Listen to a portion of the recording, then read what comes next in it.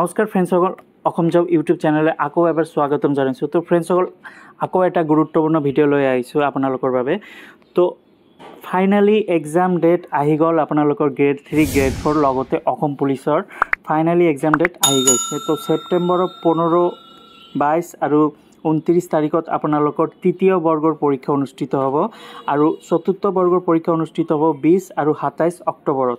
তো যোৱাকালিয়ে আজিয়ে ডক্টৰ হিমন্ত বিশ্ব ডাঙৰীয়াই ৰাতিপুৱা কলেজে ডেটটো উল্লেখ কৰি দিছে আৰু 3 অক্টোবৰত অসম আৰক্ষীৰ শাৰীৰিক পৰীক্ষা যিটো ফিজিকেল টেষ্ট বুলি কোৱা হয় এইটো অনুষ্ঠিত হ'ব।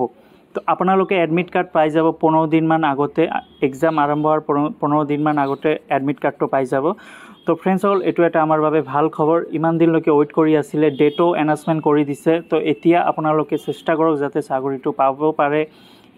ইমান দিনলৈকে চেষ্টা কৰি আছে আৰু অলপ 2 মাহমান হাতত টাইম আছে, বেছি সময় নাই। এই 2 মাহতে আপোনালোকে লাগি যাওক।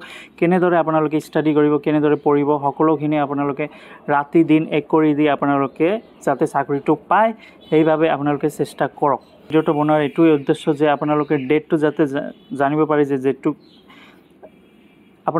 ডেটটো জানিব পাৰে যে কিমান তাৰিখত অনুষ্ঠিত হ'ব। 15, 22 আৰু 29 তাৰিখত তৃতীয় বৰ্গৰ হ'ব, 20 আৰু 27 তাৰিখৰ হ'ব চতুৰ্থ বৰ্গৰ পৰীক্ষা। এইটো অক্টোবৰ মাহত হ'ব আৰু ছেপ্টেম্বৰত তৃতীয় বৰ্গৰ পৰীক্ষা হ'ব আৰু অক্টোবৰ 3 তাৰিখৰ পৰা অসম পুলিচৰে চাকৰি যিটো শাৰীৰিক পৰীক্ষা এইটো অনুষ্ঠিত হ'ব।